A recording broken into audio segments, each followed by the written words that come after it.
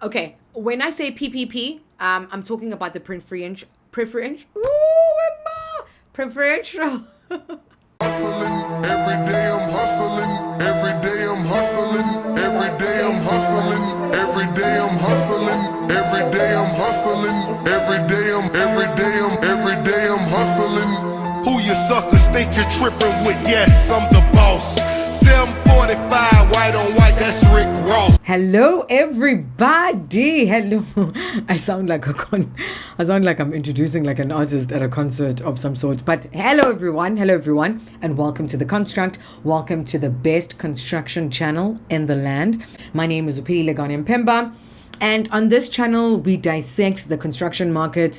We figure out a different way. We're finding out how to navigate. We are hearing each other's stories, and we are devising ways to kind of do things differently in the future, man. So if you are in construction or want to know about construction or would like to get into construction, you are navigating construction, you want to hear different voices in construction, this is really this is the channel to be. And today I wanted to do an episode on, we've been hearing about like BE and the draft bill and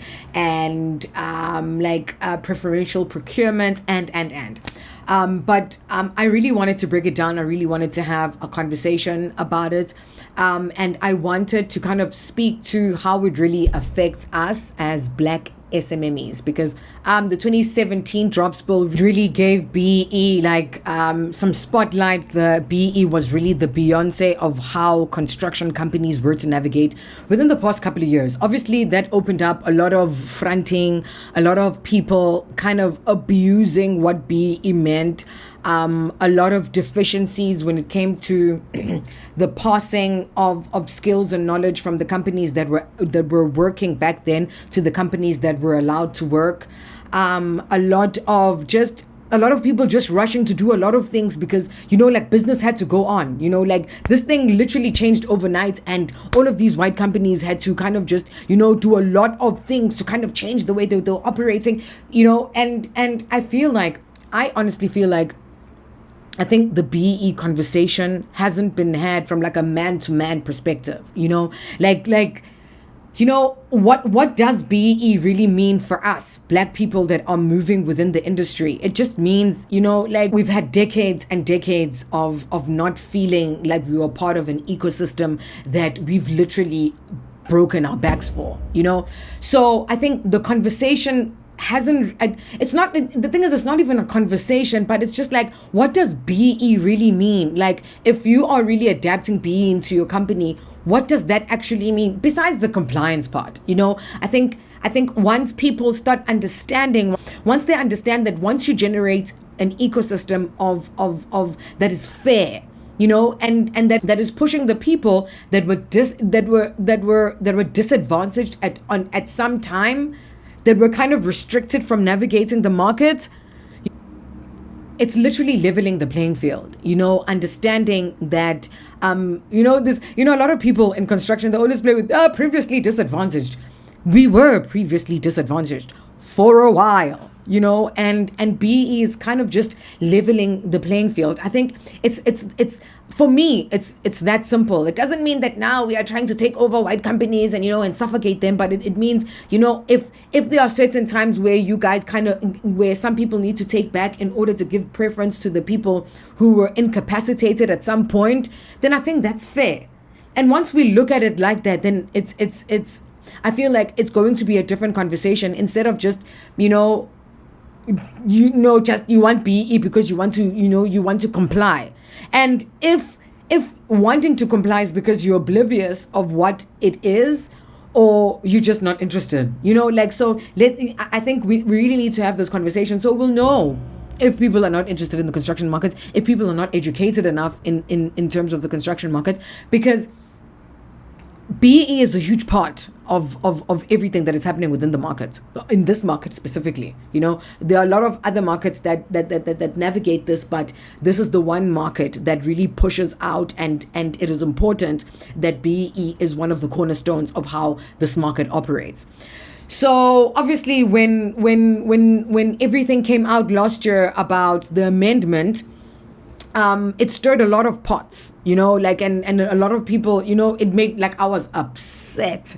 And I was upset not because of what it had happened, but I was right.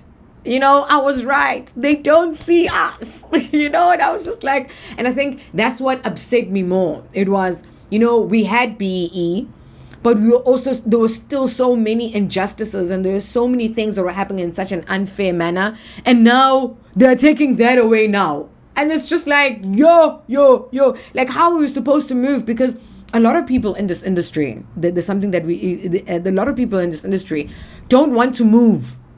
They don't want to move. That's why we have people coming back as consultants. They don't want to leave. They would rather die with their knowledge than pass it on. And that's why I feel like the ecosystem doesn't move as quickly, because, there are no real people passing on. Not no real people, but I mean, there are little to none of those people that are wanting to pass on, for the betterment of the industry, So what exactly does it mean? What exactly does, what was the stir all about? I wanted to come here and do this video today to just kind of simplify it. Okay, cool. Let me give you some background, right? So basically, November 2020, the Supreme Court of Appeal decided that basically the finance minister in 2017 had no business prescribing that companies need to have BEE or they will not be able to tender. They said it wasn't his decision to make, and it was an unfair decision to make. So it basically means that the amended part now basically says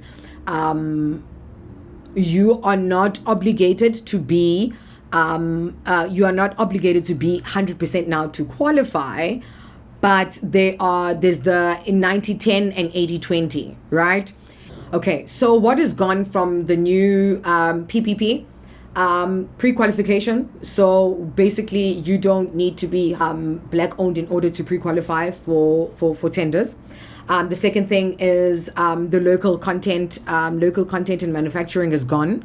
The third one is objective criteria, and then is subcontracting in 30 million rand projects. So do you understand, with all of those things gone, it really puts a lot of contractors, especially the ones that are upcoming, it really doesn't affect the ones that have kind of pushed within the framework of the old policy, of the 2017 policy, but it really kind of cripples some of the new entrants within the market, because now we don't have that subcontracting, we don't have the local manufacturing and local content, we also don't have the pre-qualification. With the pre-qualification, it really forced a lot of companies to change the way that they did business in order to qualify for certain tenders. It also put a lot of people moving within the South African market, because a lot of the tenders prescribed that a certain amount, a certain threshold was supposed to be allocated to local content, which means that they need to be buying from local suppliers. So that being changed and that being moved, now what it's basically done is it has left it to the discretion of the different SOEs. So basically, or each state-owned enterprise, which would be your municipalities, each SOE kind of have their own kind of playing field when it comes to how it's kind of up to their own discretion, how they kind of navigate the different mints that have been removed, as long as it always goes back to that 80-20 and 90-10. I'm gonna define what the 80-20 and the 90-10. No, it's not Tyre Perry. Is so we can kind of understand what guideline has kind of been given for the SOEs, because that's pretty much the guideline that has been given, Okay, so I'll put kind of a definition of the 80-10 and the 80-20 and the 90-10 formula here, so you kind of understand how they kind of calculate it. So when they are doing the tender and you've put in the tender proposal, the final decision will always be based on that formula, and different point systems will be put towards price, BE, that will kind of give you an equal of who's going to win that tender based on their highest on the BE and their highest on pricing. So what does this actually mean for us? I say us because we're all navigating the industry. We're all SMMEs. What does it actually mean? I think we've had like everybody's kind of been commenting about about everything, but what does it actually mean? What options are really given to the different SOEs?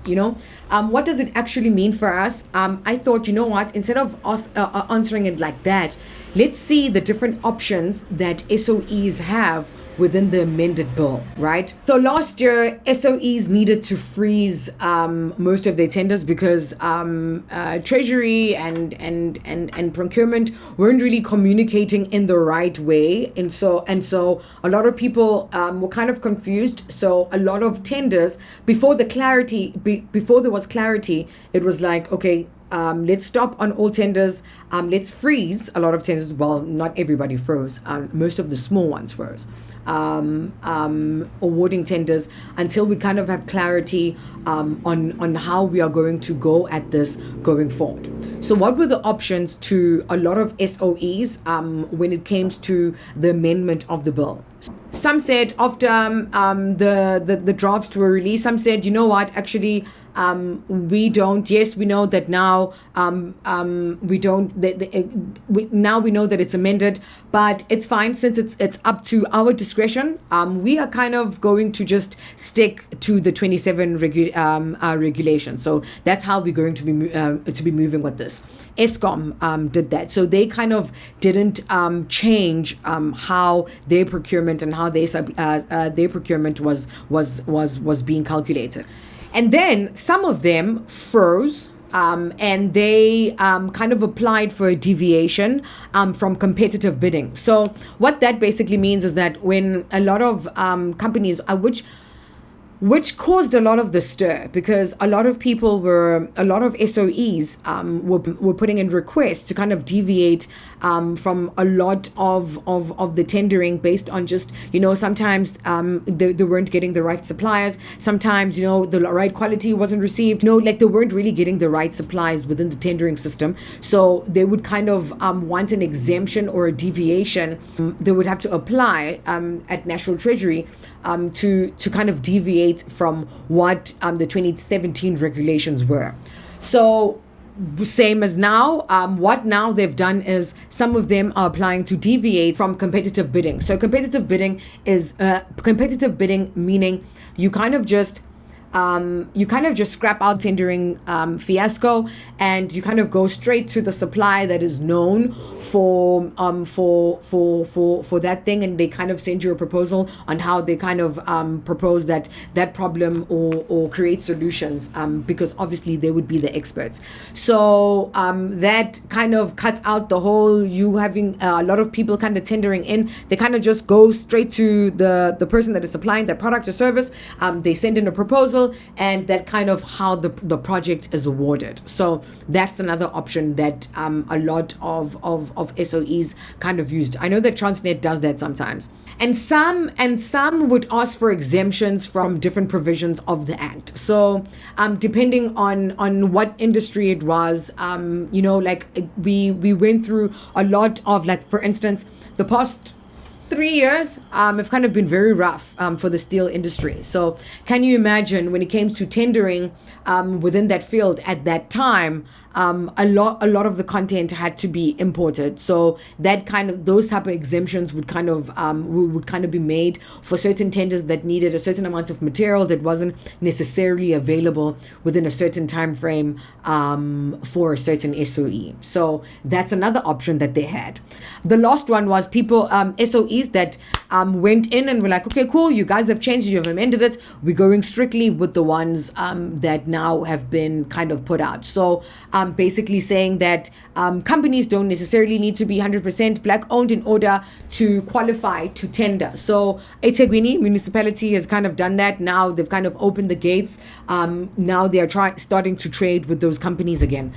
So The reason why I wanted us to discuss that was because I wanted you to understand the type of decisions that are happening before you even bid. The whole point of this channel is for us to have conversations that are just not me not saying, no, I'll teach you how to fill out a tender, but you don't really know what's happening. So what exactly does this bill really mean for us? It means that we still have opportunities.